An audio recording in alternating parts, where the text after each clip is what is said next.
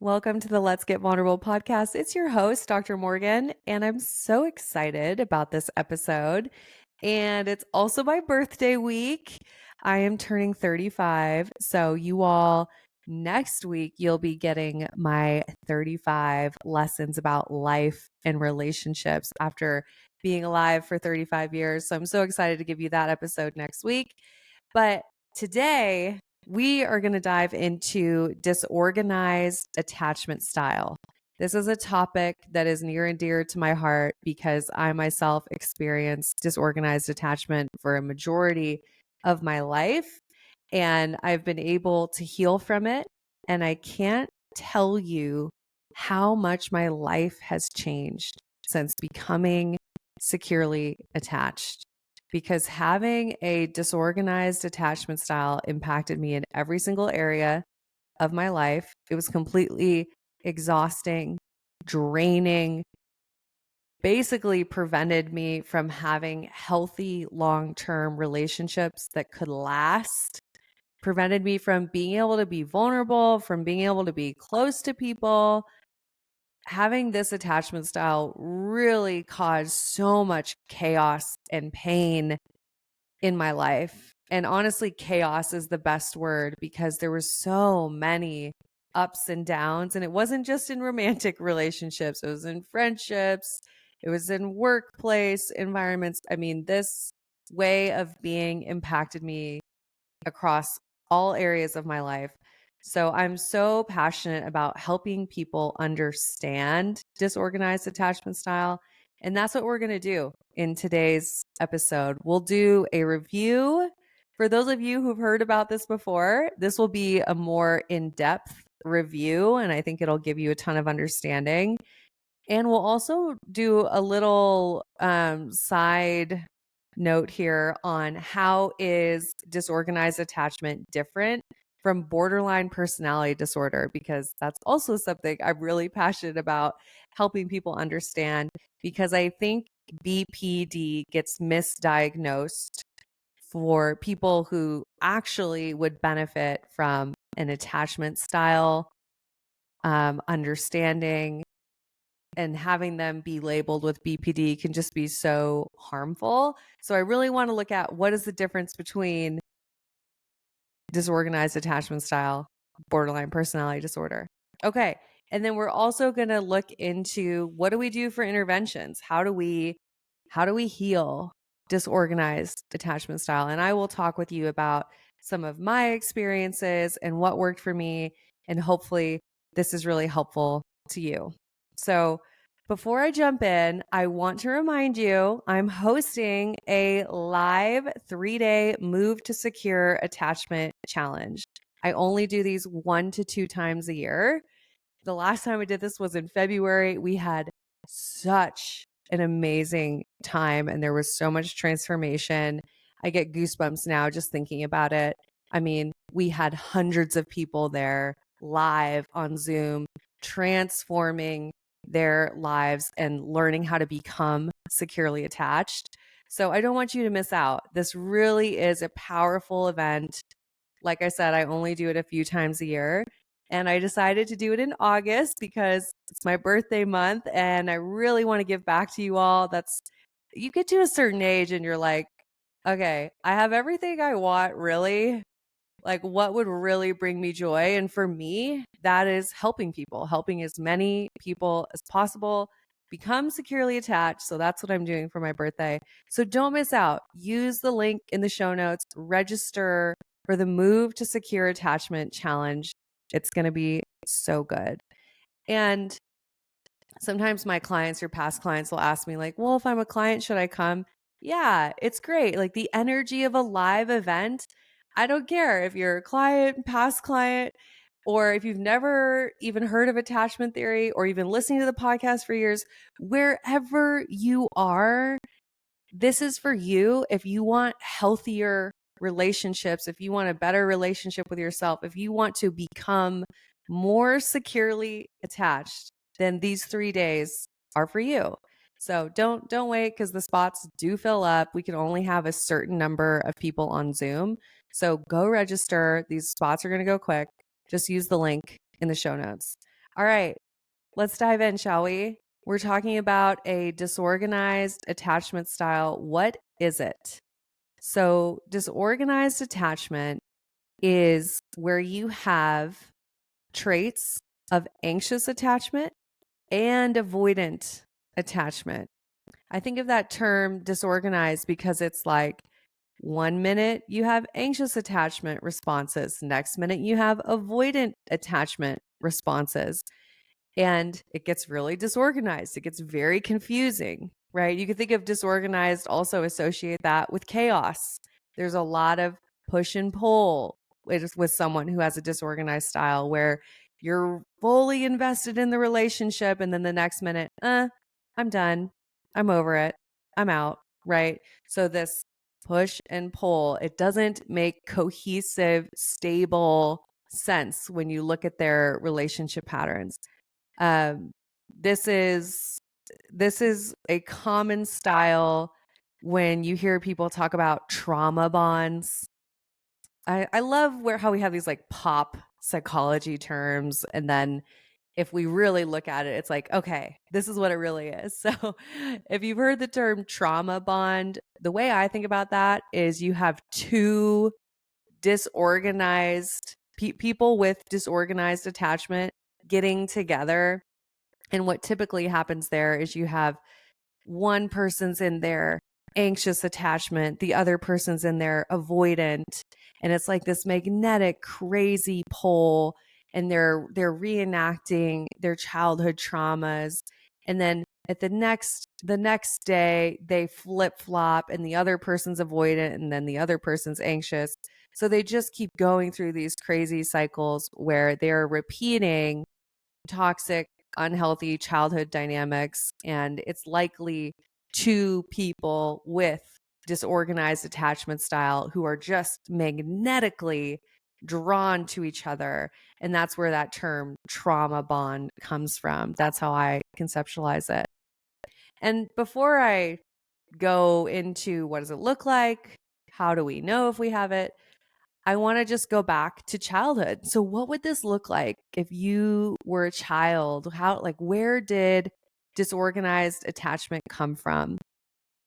My caveat is I want you to realize that yes, you can develop disorganized attachment from your early childhood experiences, and you could also develop it from early romantic experiences or romantic experiences that were especially painful. With the more research that we have on attachment styles, we've realized that attachment styles actually develop all across your lifetime. It's not just what happened to you in childhood. However, your early childhood experiences do have a major impact. So let's unpack this. What would it look like if you were a child developing disorganized attachment? So when a baby or a child developed disorganized attachment, they had a caregiver that did not create safe, emotionally available, consistent responses to their needs. So with secure attachment, we have a safe base. We have a parent that responds in predictable, loving, emotionally available ways. Okay. With disorganized attachment, what happens is you may have a relationship with the caregiver where you are loving the caregiver. So if you're the child, you love your parent, but you're also afraid of your parent because the parent responds in inconsistent ways. So some examples, sometimes the parent may respond in a loving way. Other times, the parent may ignore their child. They may never respond. They may respond in hurtful ways. They may even respond by mocking the child's emotions. How many of you know what this is like, where maybe you had a parent that chronically emotionally invalidated you, where if you were really upset, they'd say, "Why are you upset? It's not that big of a deal." Or this is such a Montana thing, okay? But this was the lingo thrown around. not necessarily in my household, but this is how you'd say it in Montana. You'd say, buck up. Buck up means don't feel your emotions, right? Like if you had chronic emotional invalidation, if you had a parent that didn't respond, if you had a parent that if you were upset, they would make it about them, right? Basically, unpredictable responses from your caregiver. So what happens is you learn that you can't rely on your caregiver. And when you think about it as a child, you need your parent. You are hardwired for survival. And for survival as a child, you need that connection from your caregiver. So if you are not able to get that connection, then you have to adapt, right? And having a parent that does not respond consistently, that doesn't respond in an emotionally available, healthy way, this leaves the child feeling very, very conflicted because they're hardwired to seek support and security from their caregiver, but then they're also scared. They're scared of their caregiver. So this results in that disorganized attachment. I want to seek closeness, but I also want to pull away. I want to seek closeness, but I also want to pull away. I don't want to be abandoned and I have fear of abandonment, but I also don't trust you. So we're developing a disorganized attachment style. And I think, obviously, I have to say this because I just think it's really important, like realizing that these are intergenerational patterns, that obviously our parents are doing the best that they can with what they have. And there's ways that they fail us. I say this to my clients all the time. You have to get to that place where you go, yeah, my parents were doing the best that they could. And there's ways that they failed me. And because of those failures, I developed an attachment system, right? It's part of your brain, the way that your brain builds bonds in relationships. The attachment system I developed is failing me and it's sabotaging me. So, I think taking the time to look at your childhood experiences from the lens of a scientist, from the lens of let me look at the data and let me look at the messages that I had. Let me look at what was it like if I needed reassurance? How did my caregivers respond to me? When I worked in private practice, which sometimes I miss it, but anyways, that feels like a long time ago, but it wasn't. When I worked as a clinical psychologist, private practice, one of the things you always do is you do an intake interview. These are usually an hour to 90 minutes long. And in my intake interview, of course, I did all of the standard questions. We looked at diagnostic criteria, symptoms, all kinds of things. But one of the questions that I always asked that wasn't a traditional question was, tell me, when you were a child, like let's say 5, 6 years old, and if you hurt yourself on the playground, like you scraped your knee, you fell down, you were really upset, you hurt yourself and you were upset, who did you go to and what was their response? And I can tell you, I would get so much data out of that question. I can know a lot about a person and how they are and the beliefs that they have about relationships just based on how they respond to that question. And it's all about growing up. Could you get your needs met? Could you get the reassurance that you needed when you were hurting? And was it done in a loving and an emotionally available way? And if it wasn't, I guarantee you that there are ways that you're suffering in your relationships. And the cool thing is that doesn't have to be our story forever. We don't have to take those childhood things that happened to us or those early relationship things that happened to us and let those dictate the kinds of relationships that we're going to have as adults. We get to decide that it ends here, that I'm breaking the cycle and I'm rewiring my brain to become securely attached. I'm not letting those formative experiences have a hold on me anymore. We get to make that decision. So, anyways, I'm getting ahead of myself, but I think it's really important to go back to childhood. And just a side tangent, we're getting on a little bit of side tangents today, but a side tangent for me is like, this is my pet peeve with a lot of the like manifesting and woo woo energy stuff that I see out there.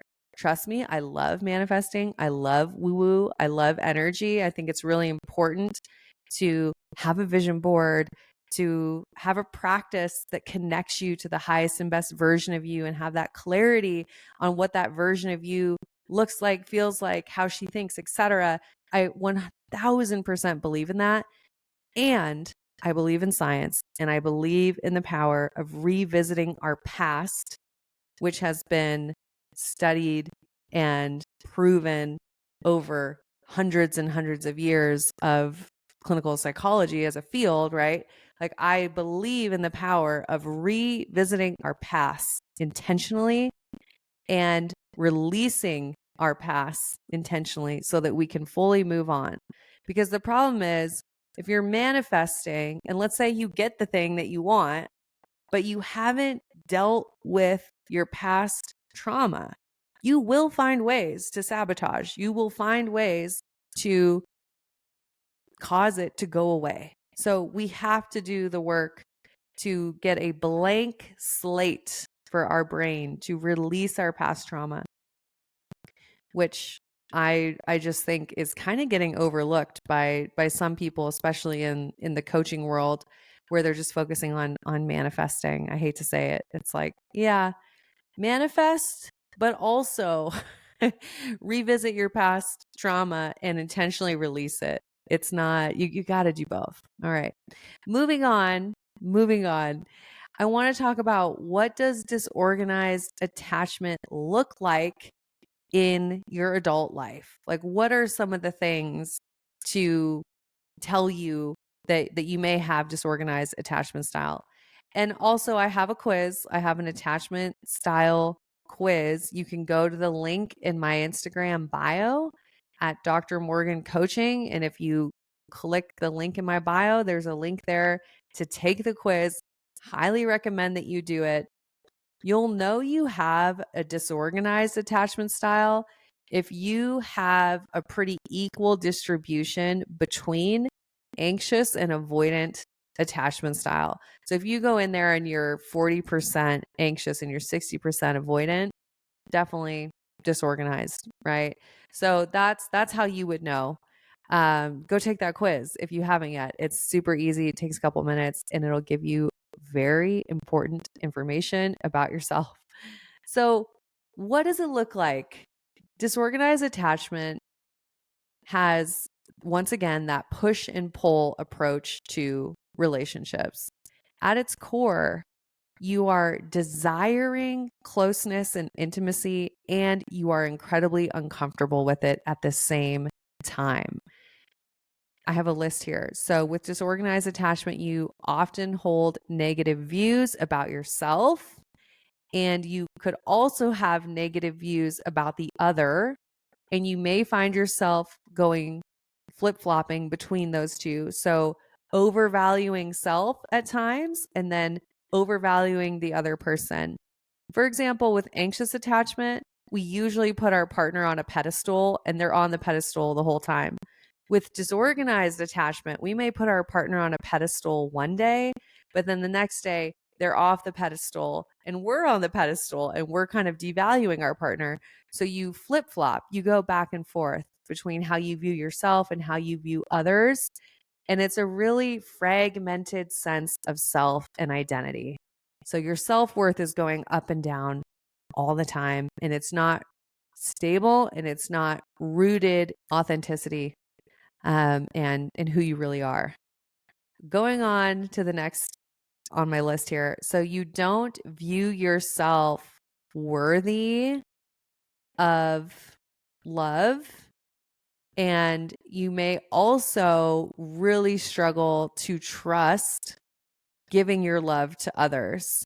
So it's like simultaneously, you don't feel worthy of love, but you also really struggle to be in love and give love to others. You will likely self-sabotage, or you can ruin a relationship before things get too emotionally invested. With disorganized attachment, there's usually a threshold of how much intimacy you can handle.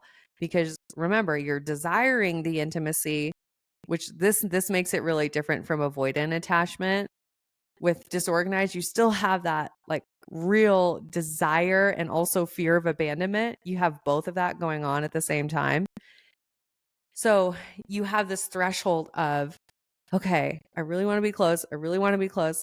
I don't trust this person. I'm really, really scared. I'm really, really scared. And for some people, they can get past the 3-month mark. They can get past the 6-month mark. But woo, when it gets to the 1-year anniversary, 2-year anniversary, or wow, we're engaged, or oh my gosh, we're getting married, there's these levels of investment that just begin to feel incredibly uncomfortable, and they will find a way to get out of the relationship. With disorganized attachment, you frequently suppress what you're feeling, or you also suppress what you are feeling towards your partner. So, like what you're feeling about the relationship, it doesn't feel safe for you to talk about the relationship because you have so much up and down, right? And you will often find your relationship to be very confusing because you're like, why am I so in it and then I'm so out? I want in and I want out. So you're very confused by your relationship. You may find yourself kind of compartmentalizing, just trying not to think about your relationship. You'll find yourself questioning your relationship constantly. Am I in the right relationship? Is this my person? Should I try to make it work or should I go? Um, Additionally, you will feel like people let you down pretty frequently, that you have very few people that you can trust. And earning your trust is really, really, really challenging. And you may even experience some splitting, which is where you see people as all good or all bad, where some people you go, no matter what they do, they're my person, I'm loyal. And then other people, they do one wrong thing, you're done, you cut them out. So there can be some splitting behavior with disorganized attachment. You also will sometimes be afraid of your partner in terms of it's easy for you to attract people who are abusive, manipulative. You may gravitate towards people with narcissistic personality disorder. If you think about it, disorganized attachment style is really primed for partners who are emotionally abusive because you're constantly adapting. Like you have the avoidance strategies, but you also have the anxious attachment strategies. So in an emotionally abusive relationship, you never know what you're going to get, right? So that's very comfortable for you. It can be an emotional home when you have disorganized attachment style to be drawn towards that person with narcissistic personality disorder, people who are very unpredictable. Because once again, what happened in your early relationships, you had a lot of unpredictability. So it's normal for you to gravitate towards people that also show up that way. And then another common thing, I could go on, but this is a good starting list here. Another common thing with disorganized attachment style is a lot of dissociation and numbing out and distracting yourself.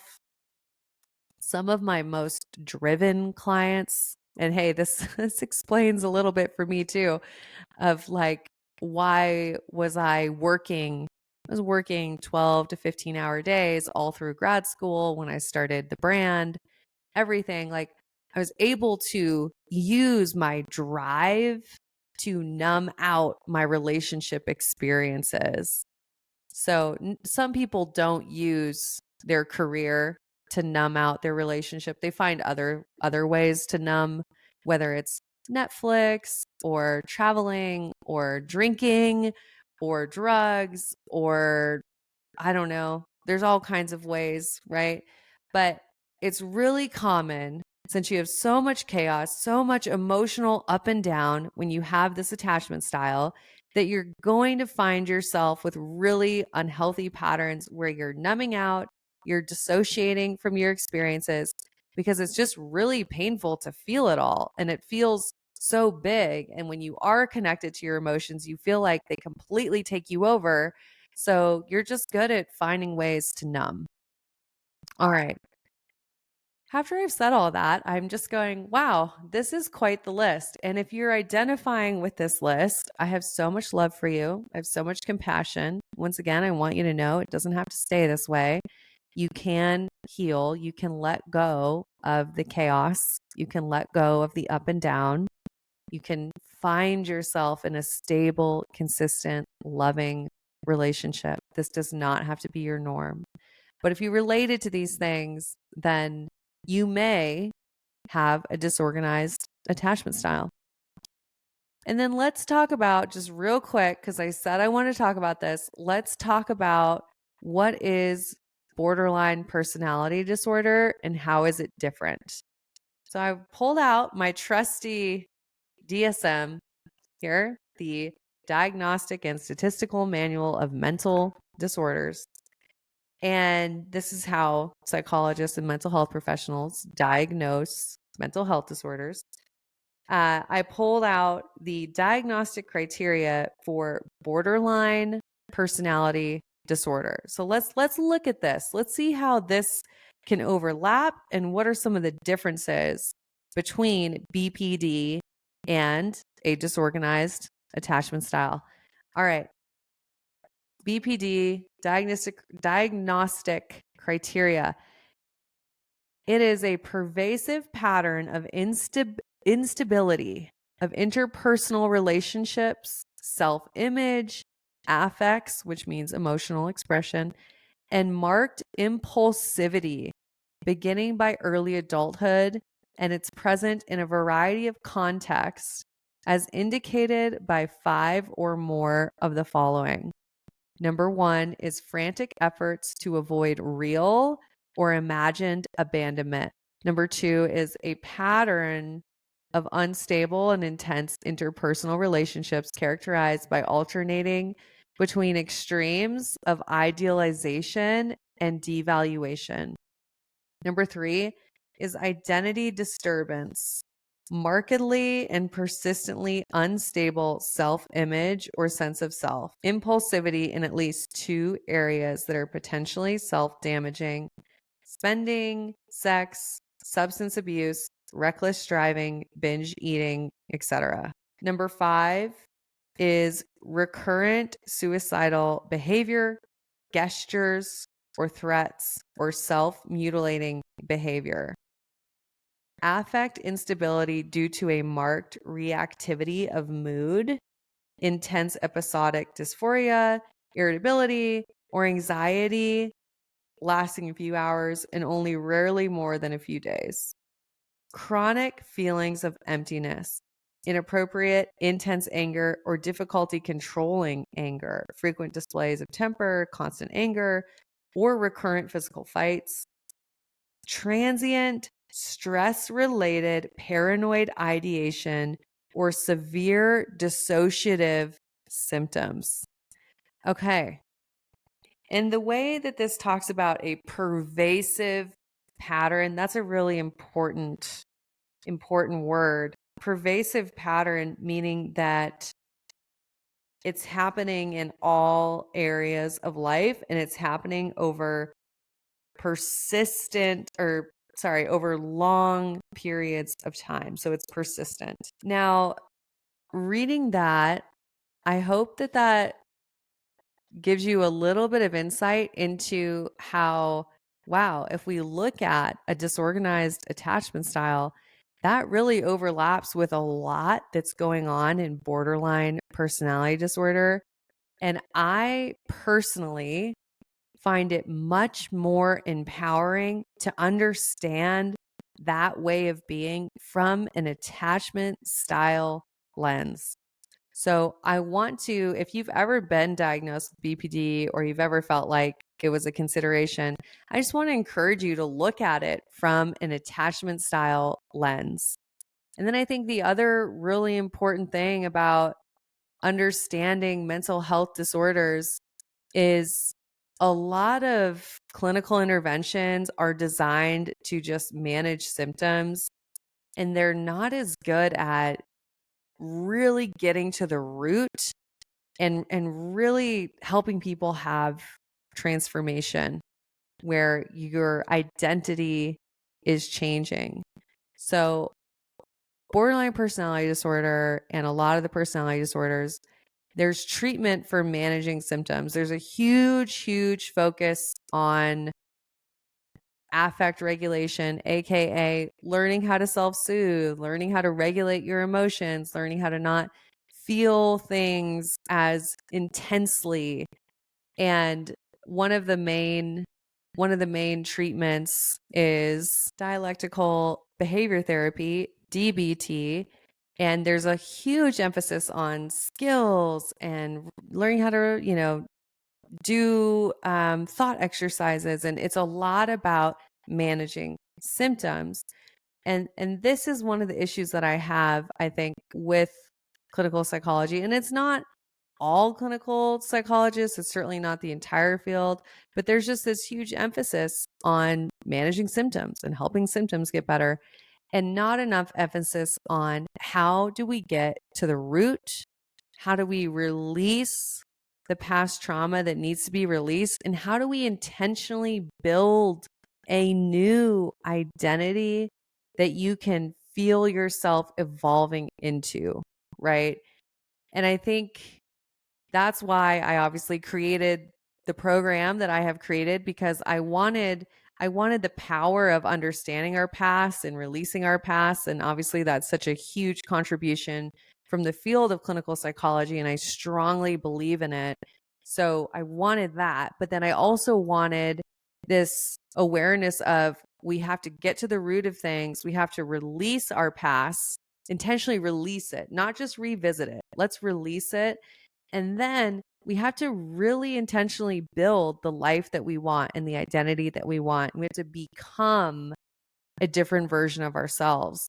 And there's a lot of NLP, neuro linguistic reprogramming techniques that I use. And there's just a lot that is added to help build that roadmap to, okay, this is how we become someone else.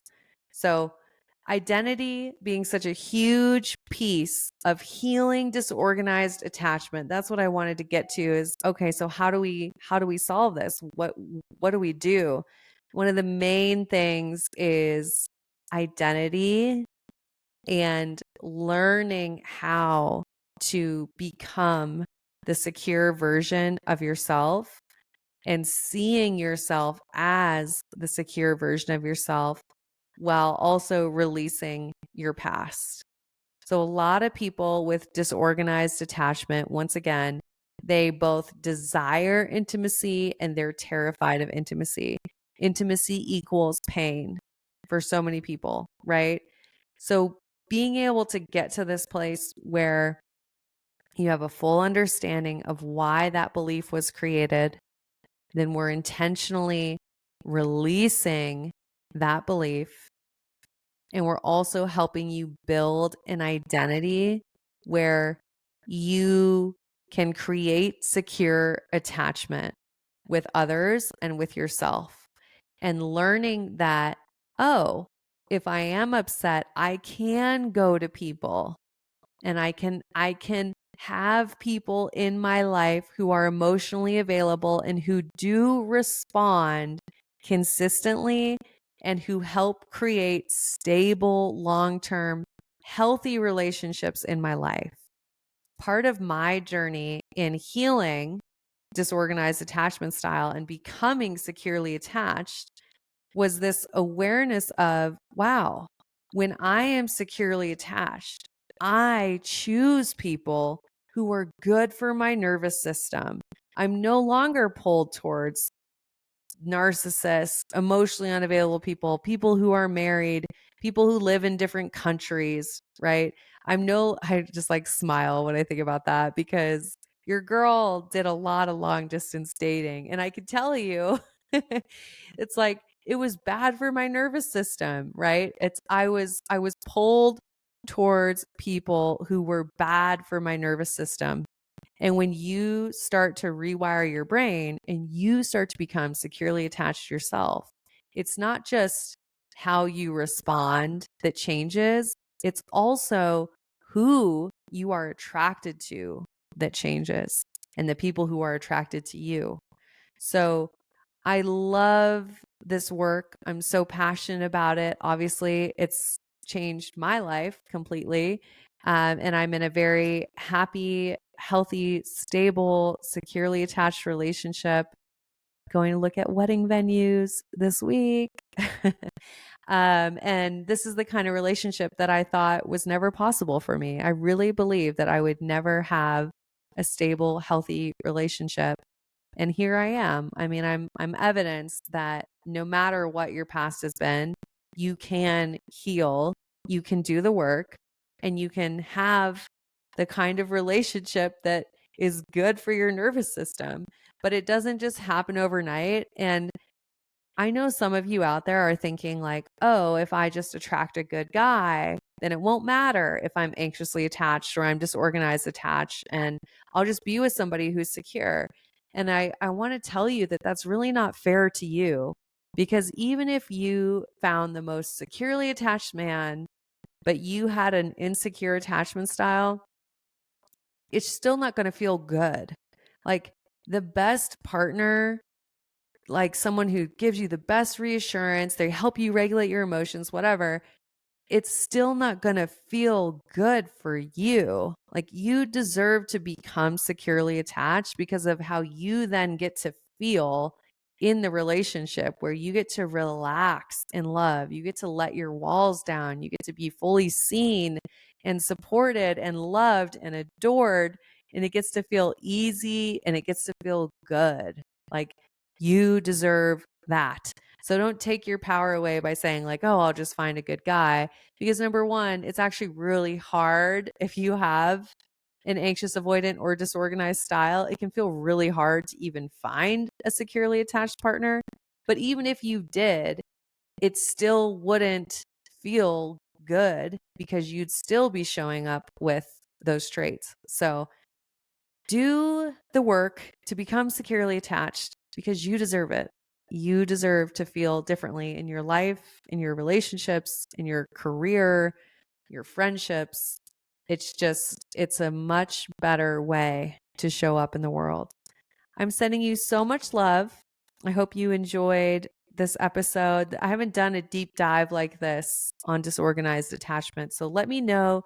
Send me a DM on Instagram at Dr. Morgan Coaching. I do my best to get back to as many of you as possible. I'm not always perfect, so please forgive me. I get so many messages a day, but I really do try. I try.